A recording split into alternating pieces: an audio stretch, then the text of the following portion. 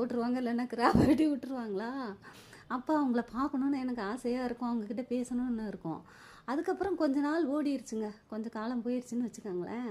அப்போ நாங்கள் கொஞ்சம் பெருசாகிட்டோம். எனக்கு ஒரு 12 வயசு வந்துருச்சுன்னு வச்சுக்கோங்களேன். அப்போ நாங்கள் எங்கள் சித்தப்பாவோட கம்பெனியில் போயிட்டு இது பண்ணுவோம், வேலை செய்வோம். அப்போ அவங்க வந்து எங்கள் சித்தப்பாவோட வீட்டில் வந்து வாடகைக்கு இருந்தாங்க. எங்கள் வீடு கொஞ்சம் தள்ளின்னு வச்சுக்கோங்களேன். நாங்கள் போயிட்டு அந்த கம்பெனியில் இது பண்ணுவோம், வேலை செய்வோம். அப்புறம் அங்கே விளாடுவோம். எங்கள் சித்தி சொந்தக்காரங்க எல்லாருமே அவங்க தானே. அதனால் அங்கே போய் இருப்போமா. அப்போ என்ன பண்ணுவாங்க, அந்த அக்கா அங்கே வாடகைக்கு வந்துட்டாங்கங்க. உடனே அவங்கக்கிட்ட பேசணும். அப்போ பார்க்கும்போது எனக்கு அவங்க பேசணும்னு தோணுமா, அவங்களே வந்து என்கிட்ட பேசினாங்க. ஆச்சரியமாக இருக்கும். எனக்கு ஒரு 7 வயசு இருக்கையில் பார்த்தது, அடுத்து ஒரு 5 வருஷம் கழித்து அவங்க அங்கே வந்துட்டாங்கங்க. அந்த ஃப்ரெண்ட்ஷிப்னு சொல்கிறோம்ல, அது எப்படி கூட சுற்றி எப்படி வருது பாருங்களேன். அப்போ அவங்க என்ன பண்ணுவாங்க, எங்கிட்ட பேச ஆரம்பித்தாங்க. நான் போவேன் வருவேன்ல அந்த கம்பெனிக்கு. அப்போ அவங்க வந்து பேசுவாங்கங்க. ஒரு நாள் நான் போகலைன்னா அவங்களுக்கு அழுக வந்துடும். அக்கான்னு கூப்பிடக்கூடாதுன்னுவாங்க. அது பேர் செல்வராணி. எங்கே இருக்காங்க, நாங்கள் இருக்கும்போதே தூத்துக்குடி போயிட்டாங்க. போகும்போது அவ்வளோ அழுதாங்க. இருக்கும்போது அவ்வளோ ஃப்ரெண்ட்ஸு. எப்படின்னா, நான் போகலைன்னா அவங்க சாப்பிடவே மாட்டாங்க. அவங்க அம்மா கூப்பிட்டு சத்தம் போடுவாங்க, ஏன் நீ வரல, எங்கள் பொண்ணு பாரு சாப்பிடவே இல்லை. பெரிய அக்காவுக்கு கல்யாணம் ஆயிடுச்சு, சின்ன அக்கா மட்டும்தான் இருப்பாங்க.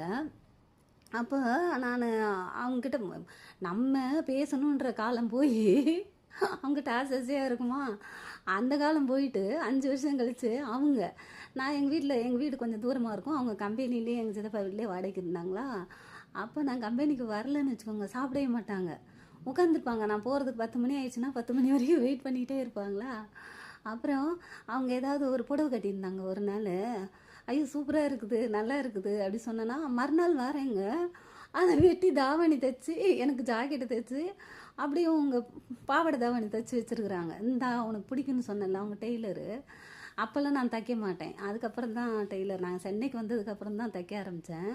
அப்போல்லாம் எனக்கு தெரியாது, தைக்க தெரியாது. அவங்களே தைச்சி ரெடியாக வச்சுருந்தாங்க. அதே மாதிரி பார்த்தா 2 இது ஒன்று போல் வாங்கிட்டோம். எது வாங்கினாலும் 2ங்க. ஒரு பாவாடை தாவணி வாங்கினா 2 வாங்கிடுவாங்க. அவங்க எப்படின்னா செல்லம் அவங்க வீட்டில். அவங்க அண்ணன் அப்போவே இன்ஜினியரு. அதனால் நம்ம வீட்டிலலாம் காட்டானுங்க.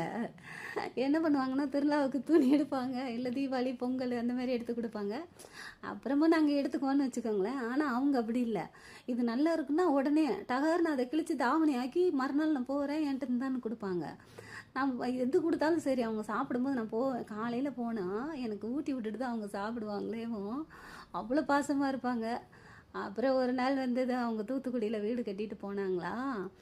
அப்போ என்ன பண்ணிட்டோம், போகும்போது ரொம்ப அழுதாங்க. அதோட பிரிஞ்சிட்டோங்க. இப்போ ஒரு 30 வருஷத்துக்கு மேலே ஆயிடுச்சுன்னு வச்சுக்கோங்க.